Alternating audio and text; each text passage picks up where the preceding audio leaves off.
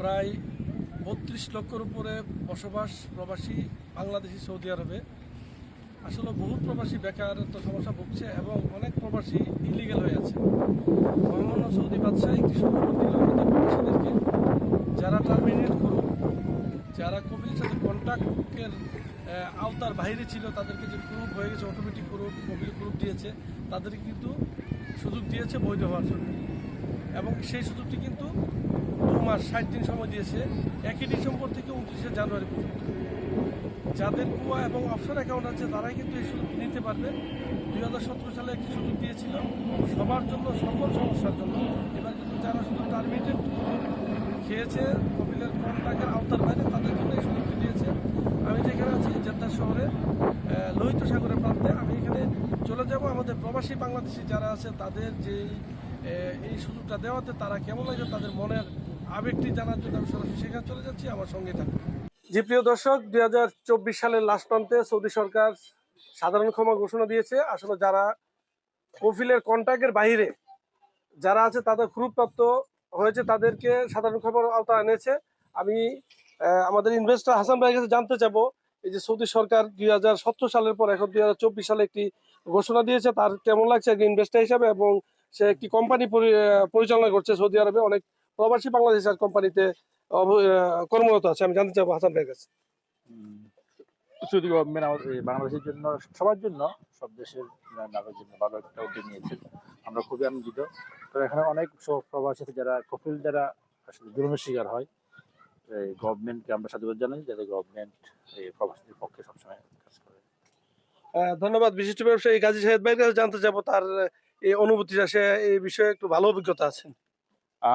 ধন্যবাদ আরটিভিকে এবং বাংলাদেশের সাধারণ মানুষকে সৌদি সরকারের বিভিন্ন সৌদি প্রবাসীদের বিভিন্ন উঠাই দেওয়ার জন্য।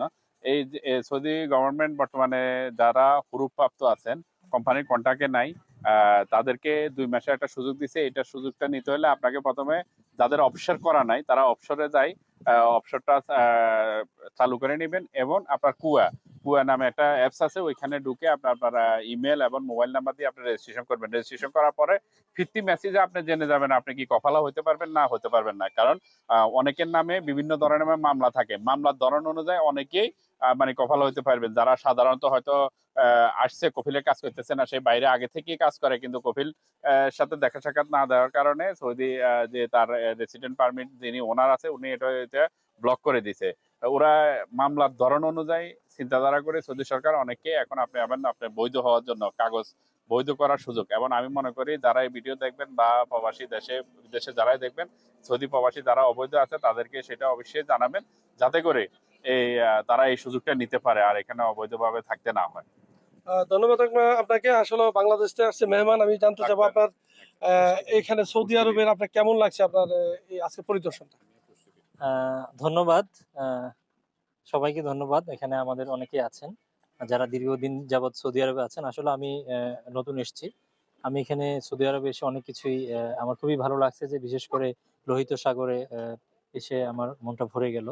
এবং আমি উমরা করেছি, উমরাতে গিয়েও সেখানে যে একটা ফিলিংস কাজ করেছে, এটা আসলে পৃথিবীর কোনো প্রান্তে করবে কিনা এটা আমার সন্দেহ আছে। এবং এই জায়গাটা খুবই সুন্দর। আমি সবাইকে আমন্ত্রণ জানাবো, যাদের সামর্থ্য আছে, সাধ্য আছে, তারা যাতে অন্তত উমরাটা পালন করে এই যে মুসলিম হিসেবে। ধন্যবাদ। ভাইয়ের কাছে জানতে চাবো, আসলে বর্তমান যে সৌদি সরকার যে ঘোষণা দিয়েছে তাতে আপনার কেমন লাগছে? আমার কাছে অবশ্যই ভালো লাগতেছে। এটা বাংলাদেশিদের জন্য খুবই সুখবর একটা, যাতে আমরা এটাকে কাজে লাগাইতে পারি। আমরা অনেকে আছি, আমরা আমাদের বন্ধু বান্ধব সবাইকে বলবো যাতে এটা শেয়ার করার মাধ্যমে আমরা অনেকেই জানবে এবং অনেকে উপকৃত হবে।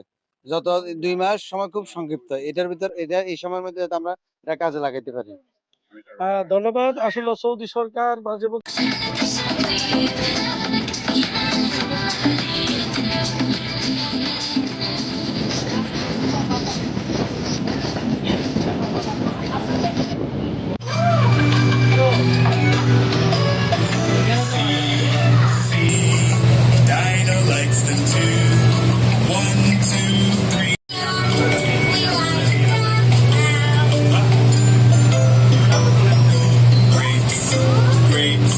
It's time to